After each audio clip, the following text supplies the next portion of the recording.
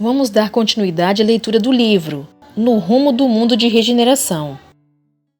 Quando não se tem ideia de como transcorre a existência física, muito difícil faz-se a libertação dos vínculos que unem o espírito à matéria, havendo a ruptura brusca, que não impede a continuação dos fenômenos de decomposição serem percebidos e sentidos muito tempo depois da morte do corpo. Por isso, morrer não significa desencarnar imediatamente, o que se dá com mais vagar, à semelhança do que ocorre por ocasião da reencarnação, cujo processo é lento e progressivo.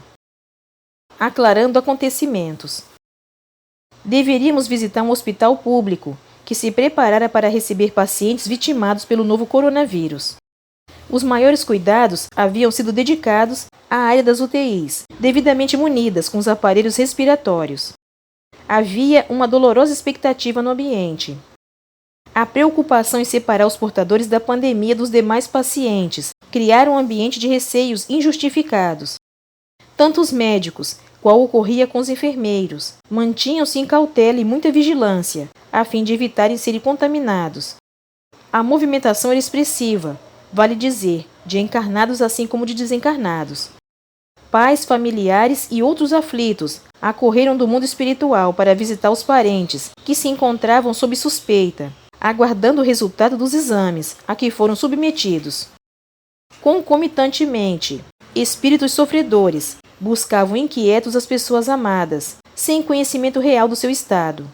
Havia também a presença de vampirizadores do além, em processos de lamentáveis obsessões. O irmão Spinelli informou-nos que aquele seria o laboratório para as nossas experiências transcendentais e concitou-nos a orar, na sala do diretor, de modo que deveriam espalhar-se as vibrações de bem-estar que pudéssemos produzir. Recolhemo-nos interiormente, rogando ao médico sublime sua misericórdia e proteção.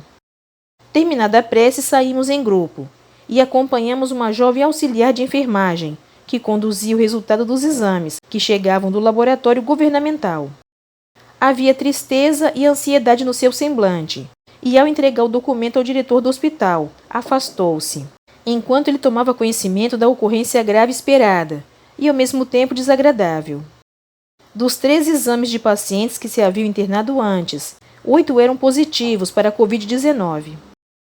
A notícia espalhou-se como um rastilho de pólvora, procurando-se de imediato a retirada de alguns pacientes da enfermaria em que se encontravam e conduzi-los para a sala reservada, especialmente para a virose terrível. Uma dama de 30 anos presumíveis foi dominada pelo desespero e, lamentando-se, afirmava que iria desencarnar, porque era portadora de diabetes em estado avançado. O médico acercou-se-lhe e muito tranquilamente lhe explicou que estava sendo atendida em tempo e que seu organismo jovem resistiria, superando a infecção. Chamou-me a atenção um cavalheiro de aproximados 50 anos, que mergulhou no silêncio da oração e entregou-se à providência divina, atraindo de imediato, venerando o espírito, que o envolveu em vibrações de paz e de coragem.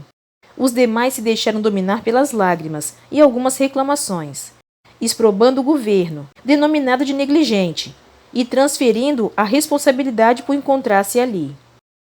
Afirmavam que as autoridades governamentais já sabiam da pandemia com suas garras assassinas e que, ao invés de resguardarem as pessoas de aglomerações e meios fáceis de contágio, estimularam os prazeres do carnaval, e ali estavam as vítimas dos folguedos perniciosos. Não se davam conta de que a responsabilidade é de cada um, porquanto estamos todos conscientes do perigo de contágio de enfermidade de tal porte, desde antes do carnaval anunciada. Sucede que os prazeres servis ainda merecem mais atenção do que os deveres austeros. E o conceito infeliz de muitos latino-americanos de que neles nada pega, como se fossem constituídos de matéria especial.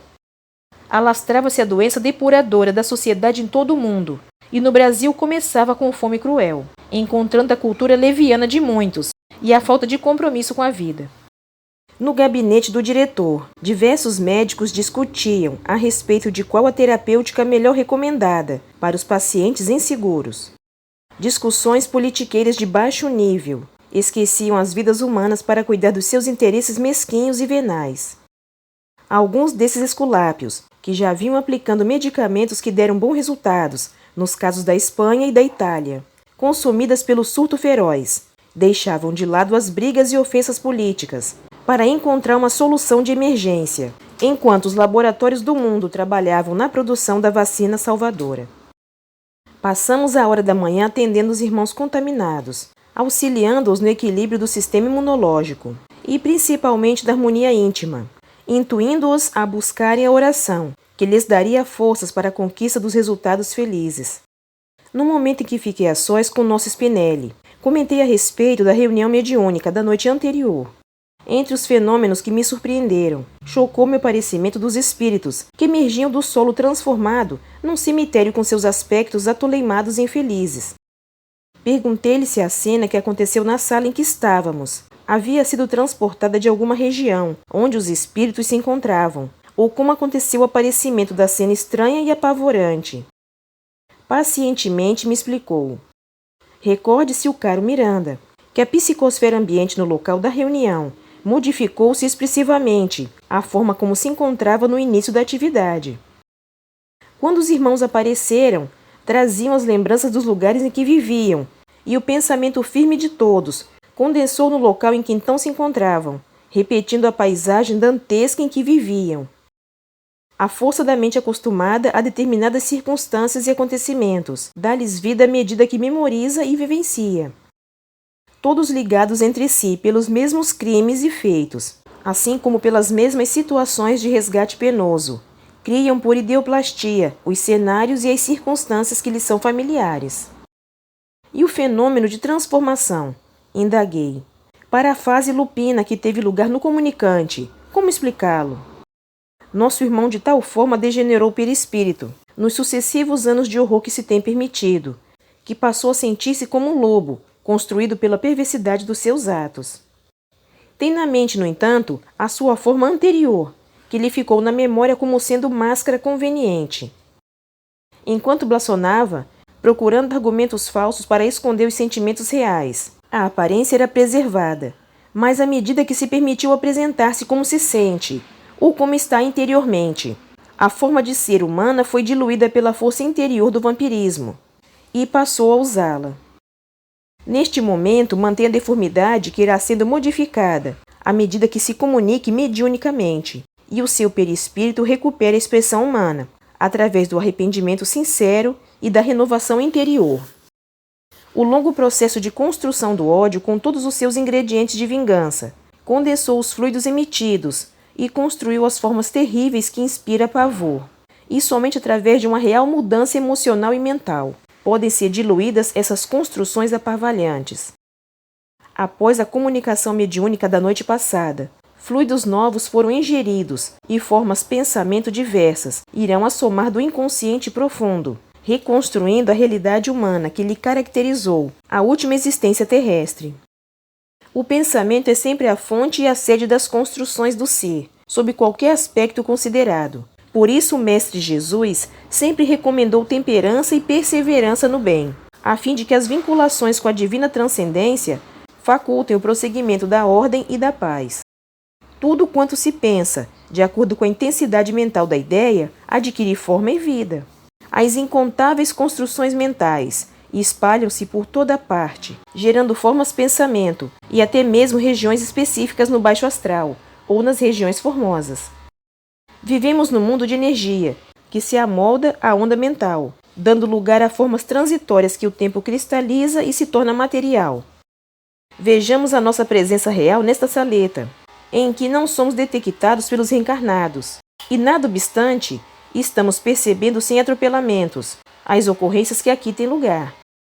Invisíveis somos, entretanto tangíveis, porque temos peso atômico e volume próprio, graças ao envoltório do perispírito, que nos modela a aparência.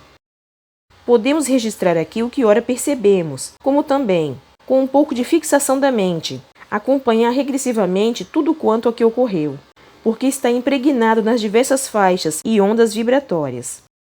Ouvimos neste momento alguns gritos e correria na direção do apartamento ao lado.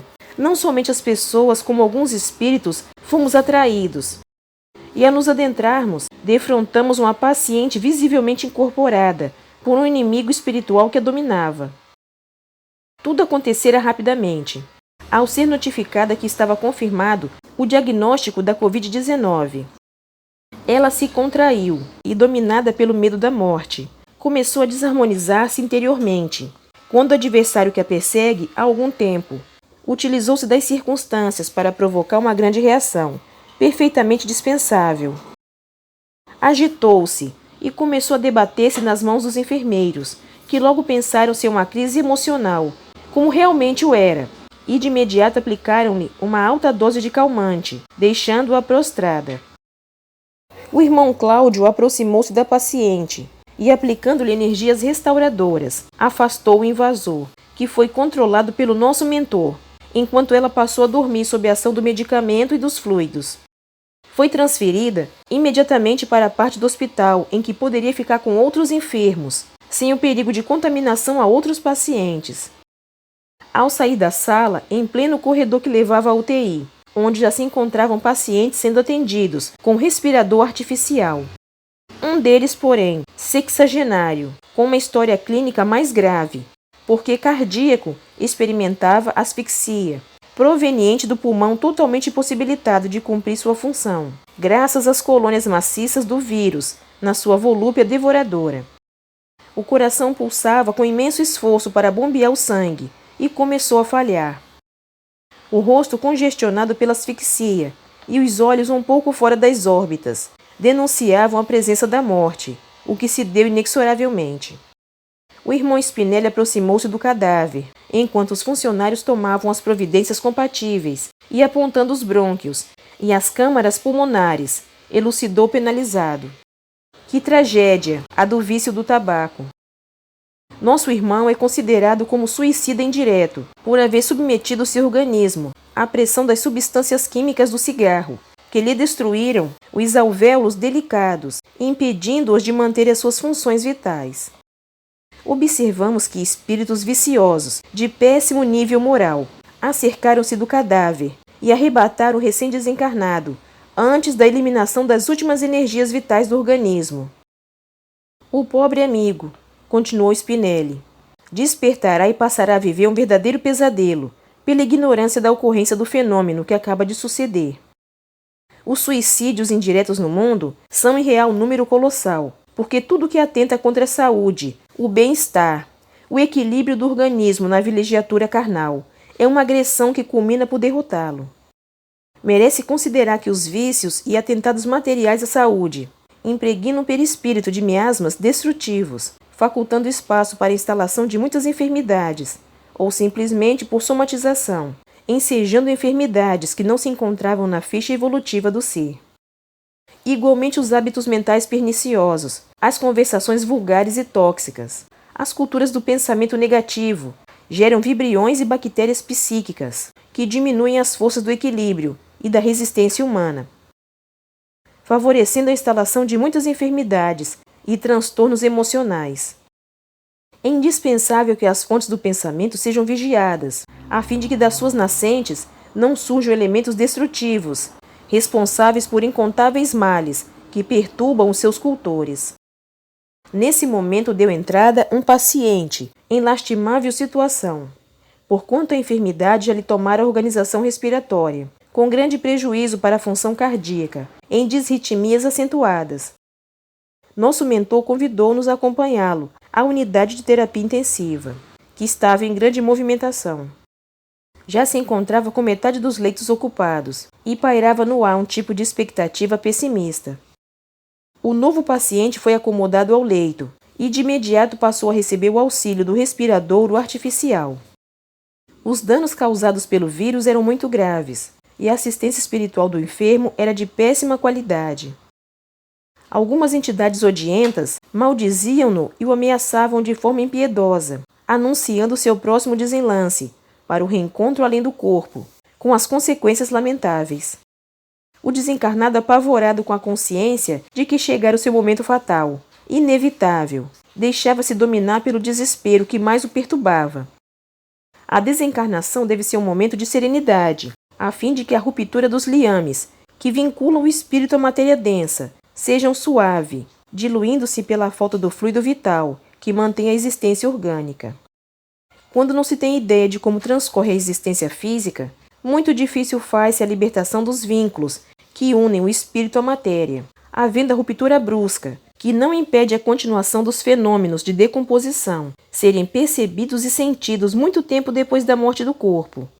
Por isso, morrer não significa desencarnar imediatamente, o que se dá com mais vagar, à semelhança do que ocorre por ocasião da reencarnação, cujo processo é lento e progressivo. Continua no próximo vídeo. Obrigada pela sua companhia. Fique com Deus e até o próximo vídeo.